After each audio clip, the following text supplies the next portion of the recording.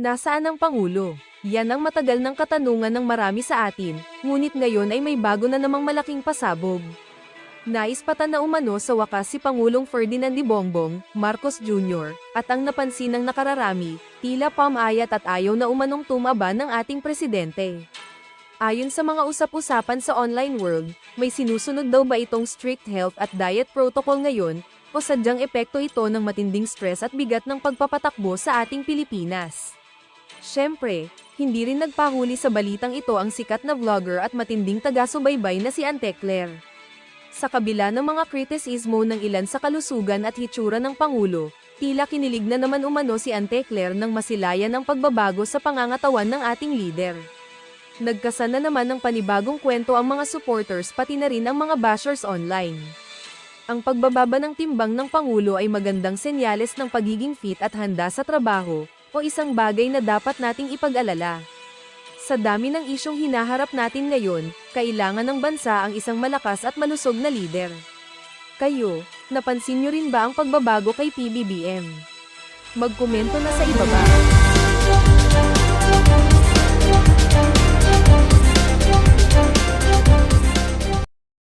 Fourth meeting with the Private Sector Advisory Council Education and Jobs Sector Group. Yes. Usapan niyo dun, sir. Yeah. Ang job matching. Well, yung inunan natin dyan ay para dun sa mga nakauwi na OFW. Paano ngayon sila? So, hinahanapan namin ng mga paraan para yung kung ready sila, makahanap sila ng bagong trabaho. Yung mga kailangan may training, meron yung dating sistema natin, in-accelerate na natin para mas mabilis ang maging training nila para makapasok na naman sila sa trabaho. Meron din kaming ginagawa para doon sa ayaw na maging empleyado ay magtatayo ng sariling negosyo. Nagtatayo sila ng sarili nilang negosyo, so we'll also help them with that. Kasama na din yung support sa mga pautang, etc. And the digitalization, of course, yung mga MSMEs kasi magpapasok yan sa MSMEs. So yun ang inuna namin. But of course, there are also all kinds of other issues in terms of the new jobs that are napag-usapan na naman yung AI at kung paano natin kailangan accelerate yung AI integration into the system, not only government but the whole economic system. So yun, maraming mga suggestion, siyempre dahil na sa mga pangyayari sa Middle East, marami talagang pwede pang gawin na suggestion that came from the private sector side. Titingnan natin at marami naman talaga. Ang magandang naging resulta dito, yung iniisip gawin namin sa pamahalaan, we are very much in agreement with the private sector advisors kung ano yung dapat gawin to mitigate the effects of what is happening in the Middle East. So, tama yung pareho ang aming thinking. We are, as I was saying, we are on the same page, ika nga. Sir, the meeting lasted for more than 1.5 hours. Yeah. So, ang tanong natin, sir, isa't kalahating oras. So, para sa mga kababayan nagmamahal sa iyo, sir, nagmamahal. kamusta po ang kalusugan? O para daw ho doon sa mga kababayan nating meron pa bang nagmamahal dito sa walang yang to? Nang kayendo-tendo to sa bayan ng Pilipino dahil sa kabangagan nitong meron pa bang sige nga meron pa bang siguro nagmamahal sa kanya si Martin Romualdez dahil biglang lumobong sa alin ni Martin Romualdez nung naging presidente itong pinsan niya. Sino pa? Ang kanyang asawa. Hindi lang dahil sa asawa niya. Dahil ika nga itong si Marcos Jr. Under siya dito kay Lisa Araneta Marcos. Kaya mahal na mahal siya ni Lisa. Yung mga anak niya, anak na tokwa, lahat ng luho ng mga anak niya ngayong mga panahon na to na ibibigay niya. Pati yung mga problema sa daan may bentahe sila. Diba? Siguro yun mga nagmamahal sa kanya pero sa bayan ng Pilipino na pinirwes yun itong bangag na to. Ewan ko lang mga kababayan. Ganun pa rin. Yun na nga, I'm struggling kasi ayoko tumaba ulit. Nawala na yung tama ko, baka babalik. So that's what I'm taking care of. But I want to magpapasalamat naman ako sa mga nag-aalala sa akin. Huwag niyo pong masyadong siniseryoso. Alam mo naman ang social media, palabiro yan eh. At wala po tayong problema. I'm back to my regular exercise. I've been back to my regular routine for the last 3 months na ito na patuloy lang. Ano, sumisinghot ka na ba, Brad? Nag-aalmusal ka na ba ng tsongke? Regular routine daw eh. Hindi naman ako galing sa akin. Yung galing sa kapatid mo si Amy Marcos, di umano. Nag-aalmusal ka, tsongke. Di umano. Yun ang regular ano niya eh. Regular schedule niya. Di ba? Balik ka na ba doon? Langya ka. After yung mga ginagawa, watching usual, doing watching my health, making sure that I'm always ready to do the work. So yung diet niyo, sir, Oh, wala na okay na po? wala nang bawal. Matagal nang more than 1 month na ako walang bawal. Actually, wala naman talagang bawal. Marami rin suggestion na iwasan ko itong na ito, iwasan mo yung masyadong mantikain, pero wala na yan. Hindi ko na masyadong iniisip na yun. Movies po yan. But anyway, Tuloy-tuloy mo lang yung pagsinghot mo, Brad. Excited na kami na mabalitaan sa mga susunod na araw. Sa bagay, yung stage 4 na sinasabi na yun daw ang stage ni Marcos Jr. Sa tingin natin, ang stage 4 ho talaga ngayon ang sambayan ng Pilipino. Ang lagay ng ating bansa may cancer. Stage 4. At isa ho ito sa mga tumor. Pahirap di ba? sir, mukhang may good news pa rin. Because the US and Iran agreed to have this 2-week ceasefire. That's right. What do you think po, paano ito makakatulong sa globally, sir, at sa atin? Well, natural. Kasi kasama dun sa agreement na pinag-usapan, na dun sa ceasefire, na bubuksan ang Straits of Hormuz. Ibig sabihin, yung mga number 1, yung ating mga seafarer, libo-libo na naiiwan dun sa seafarer na nakaparking lang dun nag-aantay na makapasok o lumabas. So, magagawa na nila yung kanilang trabaho. Pangalawa, we will then hopefully be able, yung mga supply na nailakad natin nung habang nag-aantay. Sa pagsasalita, oo Sa pagsasalita, oo. Wala kang masasabi sa kanya. Pero pagka nakatalikod na siya, alam ng mga kasama niya sa gabinete, singhot lang katapat ni Marcos Jr., solve na ang buto-buto. Kahit harap-harapan na ho siyang linuloko sa cabinet meeting, wala naman. Sa pagsasalita, oo Di ba? Pero pagdating sa pagdi-deliver, nako, 3 taon na ho mga kababayan. Lahat ng ginawa ni dating Pangulong Rodrigo Duterte na kung saan napakagandang buwelo sana ngayong mga panahon na to, winasa ko lahat ng walang yung Marcos Jr. na yan. Antay tayo ng bukas, baka pwede na nang padaanin. At kasama na rin dyan yung naging arrangement natin sa Iran na pumayag naman sila na Philippine flag na vessel at pwede nilang padaanin.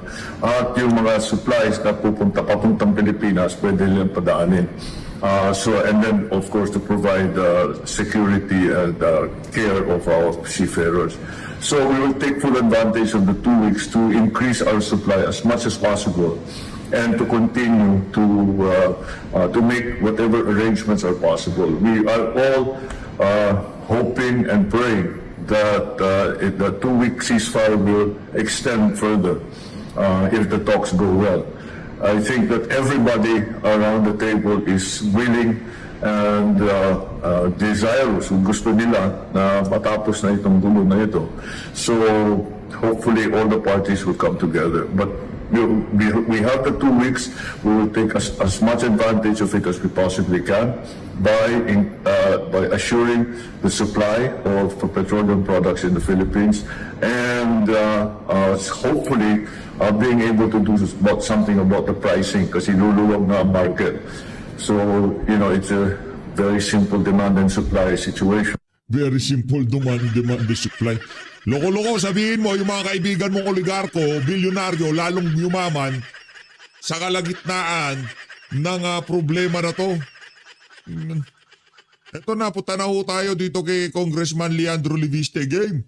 Who came to the house this morning, and you might have noticed them when you walked in.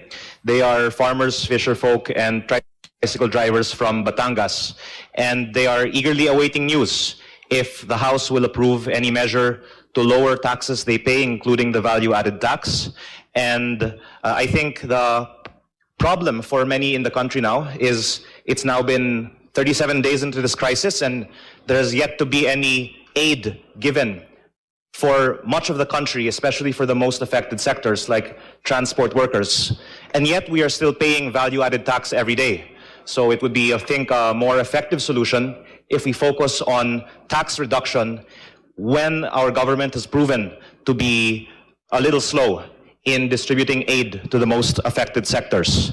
So I would like to first ask the chair of the Ways and Means Committee, ang pagbaba po ng VAT from 12 to 10%, sa tingin po ninyo, Chair, ito po ay posible o imposible? Lahat ng bagay posible. Lahat po ng bagay posible. And Pati paglalagay ng maleta, pera sa maleta, posible, di ba? Para dito kay Rep Kimbo, asawa ni Stella Kimbo, di ba? in my estimation, the majority of the members of this committee, if asked, will say they will vote in favor of this measure. Kaya nagtataka lang ako, bakit hindi pa ito naaaprubahan? Sino po, Chair, kaya ang ayaw na ibaba ang VAT? Pwede natin tanungin later on yun, Congressman Leon. Sa inyong estimation, Chair, dahil matagal na natin tinatalakay ito, sino ang may ayaw na ibaba ang VAT? Sigurado ako ikaw ayaw na hindi ibaba. Tama. Pero you personally, Chair, if speaking on your personal capacity, Well, like I've always said, as chair of the committee, it is our anticipation always that we make the lives of our countrymen easier and better. Sa paanong kaparaanan? Nung vice chairperson ng APRO yung asawa mo, di umano yung chairperson pinagsisilid sa yung mga pera sa maleta. Di ba? Hoy, Kimbo! That's always our core objective. The more progressive the tax is, the better, without putting in danger the fiscal or becoming fiscally irresponsible. Yun lang naman ang binabalanse natin parate. Wait, Len, are you asking me or are you asking the resource I'm asking, persons? I think Go ahead, because go ahead, you go are ahead. the more important person Go ahead, to go answer ahead, a go question ahead. on I the am deeply approval of a honored. House measure. I am deeply honored. Go Yes. ahead, go ahead. But actually, that's my next question, Mr. Chair, which is, if almost all of us in Congress support lowering the VAT, then I think we should just put it to a vote and let the public see who of the 318 members of Congress supports lowering the VAT from 12 to 10% or supports suspending the VAT on petroleum, and let every member's vote be publicly known. What do you think of that, Mr. Chair? I support that. Thank you, Mr. Chair. But I think it is Yari ka dito, Kimbo. Kala mo mangangakana ka dito kay Kong Lian, ha?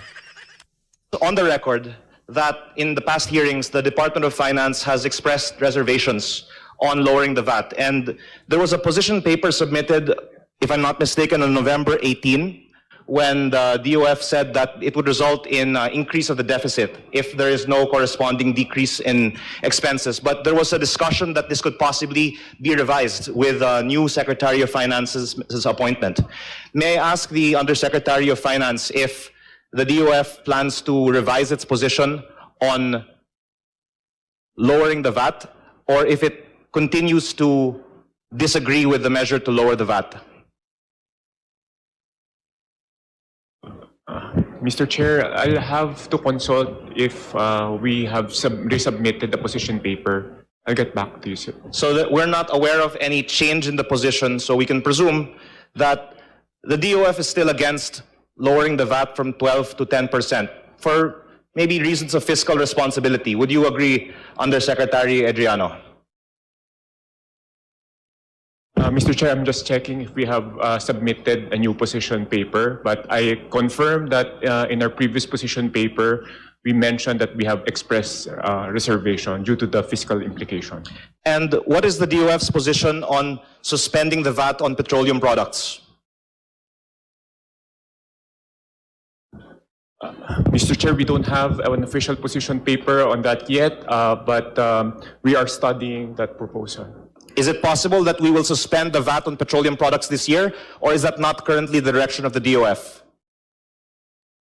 Mr. Chair, that would be subject to for a discussion of the economic mandate. There is currently no plan to suspend the VAT on petroleum products. There is no recommendation yet to suspend. May I ask the views on the matter by the Secretary of the Department of DepDev, Secretary Balisacan? Of course, we all know that lower taxes are good if the country can afford it, but the question, of course, is how can we manage the deficit? And I suppose logically we can either reduce expenses or increase other sources of revenue. Do you support, Mr. Secretary, lowering the VAT? I support any tax reforms that improve the progressivity of the tax system. We have looked at the progressivity of lowering or suspending the VAT, and if your objective is to improve the welfare of the large majority of our poor, and you would want the incidence of the tax to be very, very favorable to the poor, then that is not the answer. So I think that you have to look at closely and who is bearing the cost, and then of course I will support lowering those taxes if you can identify. If Congress can also identify new sources of tax revenue, because the fact is, as we Ito naman si Shek, oo. Noong nagnakaw ng trilyon sa kaban ng sambihin ng Pilipino, di naman tayo naghanap ng bagong source of income eh. Di naman naghanap ang Congress ng bagong source of income eh. Bakit ngayon tatanggalin natin yung VAT na yan o babawasan natin yung tax na yan? Kailangan pa nating maghanap ng alternative source of... Pambihira talaga. as we grow, there is a much more demand for public services, quality public services, better transport system, better... Anong better transport system? Anong better public service? Si Raulo ka ba? Naiinit mo ulo ka. You know, Tusin-tuto. so we need more revenues, of course. Given that we can improve the governance for spending, but given that, we still have to think about raising revenues and raising it in a way that is progressive for our society. If you can identify revenues that achieve that objective, I am in favor of lowering taxes that burden our population. Thank you, Mr. Secretary. I appreciate that it seems, Mr. Chair, DepDev is warm to the idea of lowering the VAT. I really then wonder who is behind not lowering the VAT? If even the good Secretary of DepDev Mr. seems Chair. to be in favor. Point of information. Yes, go ahead. Well, we're talking about finance. May I just know if the Secretary of Finance will be here? May we ask Yusek Adriano, will the Secretary of Finance be coming this afternoon? Mr. Chair, the Secretary actually sends his apology that he will not be able to attend the hearing today because I think he has a meeting in Malacanang today po. Mr. Chair, napaka-importante po nitong ating pinag-uusapan at malaking bahagi ng solusyon kung mag-aaproba tayo ng bayanihan tungkol po sa finance. So baka pwedeng humabol. Kung sa Senate po, mahabol yung mga secretary, baka pwedeng humabol dito sa House. Could you kindly inform the Secretary of Finance? We have not seen him actually here in the House, not once. Maybe it's high time for him to be present so we can hear from him personally. I'm sure he's extremely competent to be able to overcome all the questions that will be raised here. Mr. Chair, we will relay the message. Okay, thank you very much, Kong Egay. Yes, Please, and please proceed, Leanne. And I'm thankful for any opportunity to discuss various matters further with DOF and DepDev. I did want to ask the Secretary's opinion on the possibility of an across-the-board cut on personnel services, because in the Secretary's first time in NEDA, I'm sure the budget was much smaller, and yet good work was produced. If I'm not mistaken, personnel services in the 2026 budget are now approaching 1.9 trillion pesos, and yet used to be maybe around 1/3 of that. Would you say, Mr. Secretary, that it is possible to have an across-the-board cut on personnel services in government? I don't think that across the board would be the proper formula, because on the one hand, we see significant need for more teachers, for example. The education sector has a lot of problems. So if we are to remove education, health, other crucial government agencies, perhaps in some other agencies we can have reduction in personnel services. Yeah, I believe so, that there are probably some agencies there that... Yes, because I just think that it's hard for the public to accept that we cannot lower taxes when we have yet to see any plan for how greater austerity measures can be imposed in light of the current economic crisis. Yan. Mr. Chair, the current situation now is not just about the crisis. It's also about, even after the crisis, we have a debt that's quite huge, and much of that debt actually was carried over from the COVID crisis, and you have to serve that. You have to raise revenue for that, for the services. And then in addition... Pati COVID. Kung hindi ninakaw yung pera ng sambayan ng Pilipino, yung pagbabayad na yan, wala tayong poproblemahin. Baka hindi tayo nangungutang. O kung mangungutang man tayo konti, huwag mong idahilan yung COVID, anak ng tokwa. Yung pinag-uutang ni Marcos Jr., nagbenta nga tayo ng ginto, nagbenta tayo ng kung ano-ano, nasa na yung pera na yon? Buisit na balisakan to. As we will... Uy, balisakan si Raulo ka ba? Ginto, binenta. Mga program appropriation, nangutang ang administrasyon ni Marcos, tapos idadahilan mo COVID? Lang nyo, nangitim ka na lang sa kasinungalingan mo, ha? Try to catch up with our neighbors. There's Hindi tayo makaka-catch up kung puro ka pag nanakaw lang ginagawa sa administration itong si Marcos Jr. so much that we have to do to make our industries more competitive. Kung liya, huwag ka magpapabola dyan sa... Balisakan na yan, anak ng tokwa. Ano yan, ika nga kasama sa galamay ni Bangag yan. To make our... Pangalan pa lang balisakan. Di na mapagkakatiwalaan no? Our people have access to better services, particularly... Pigilan mo kami dyan sa better services mo yan, balisakan. Connectivity, transport, you need revenues. Yes, thank you, Mr. How Chair. I wish that is the focus also of our... Asan yung services? Asan yung better connectivity, better transport? Mula nung umupo yung amo mong Bangag, meron naman tax. Asan yung better services? Ngayong may krisis, ibigay nyo na sa sambayan ng Pilipino. Bawasan nyo yung VAT, tanggalin nyo yung buwisit na VAT na yan. Anong better services? Our discussion, how to raise more efficient, more progressive revenues, because by just focusing on reducing the taxes, then we'll miss a big picture. My fear, if I may say so, I express my view here, is that in our effort to respond to the needs of addressing the current crisis, we may be making it even more difficult, if we are not careful in the design of such response, to getting back to a better and future. And we have had such a long history of being in a crisis, and it took us so much longer to come back to it compared to the experiences of our neighbors. And that's because we mismanaged the fiscal, for example. We ended up with debt that's higher than necessary, and that led to a lot of problems: higher interest rates, higher inflation, and with that. Alam ko na, itong balisakan na to, itong nambobola kay Marcos Jr. Kung ano sinasabi ni Marcos Jr., ito sinasabi ni Balisakan eh. Itong gunggong na to ang nambobola kay Marcos Jr. Ha? Itong mama na to, better services, better connectivity.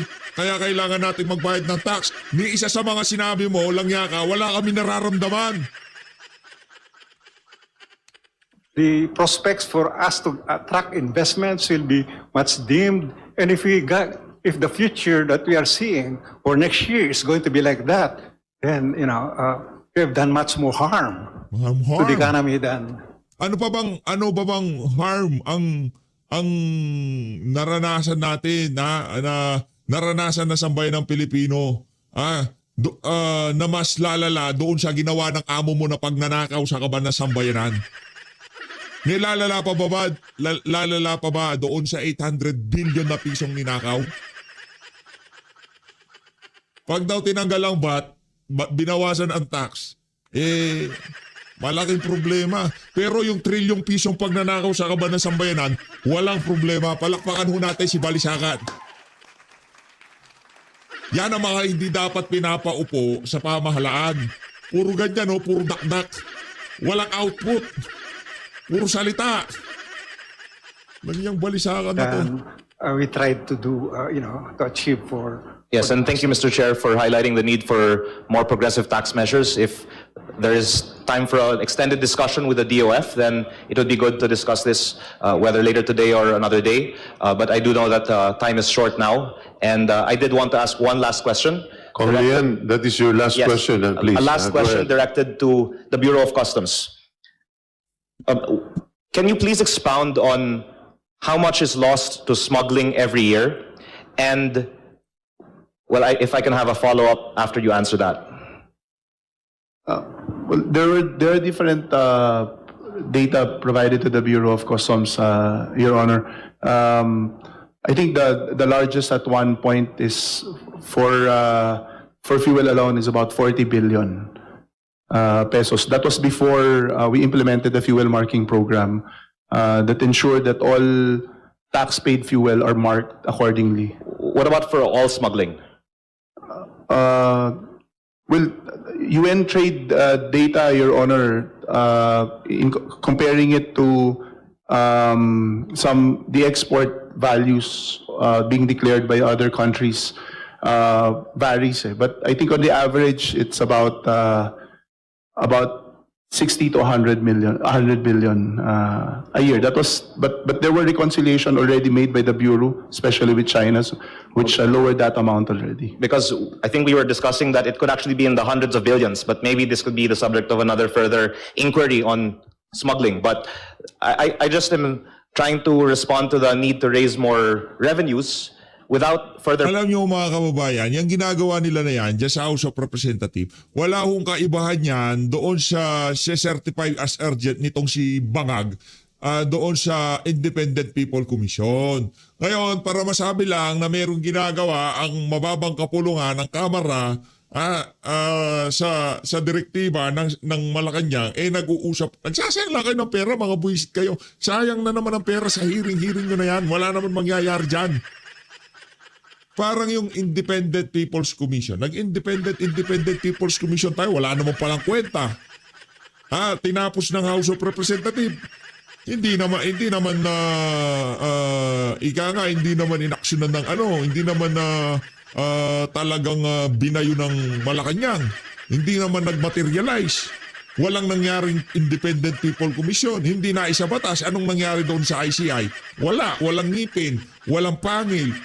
Pero may pondo. Yun ang importante. Saan kaya napunta yung pondo nila, no? Burdening the people and in fact creating fiscal space for further tax decreases if we could clamp down on smuggling at the Bureau of Customs. Because maybe our kababayans don't recognize that the reason we're paying 12% VAT is because maybe 1/3 of potential taxes are not being collected. If only they were collected, perhaps we could be paying only an 8% VAT. If we could clamp down somewhat, then perhaps we could afford to pay a 10% VAT. But according to your estimates, it's closer to 100 billion and not in the hundreds of billions. Yes, Your Honor. That's on the latest data that being provided, and we welcome that suggestion, Your Honor. In fact, Thank you. one of the answers that we're looking for is the complete automation or digitalization of the Bureau. We're trying to wrap up the procurement of that particular endeavor within the year so we can implement it next year. That will answer to a lot of loopholes. And just to inform Your Honor, for your information, Your Honor, the Bureau of Customs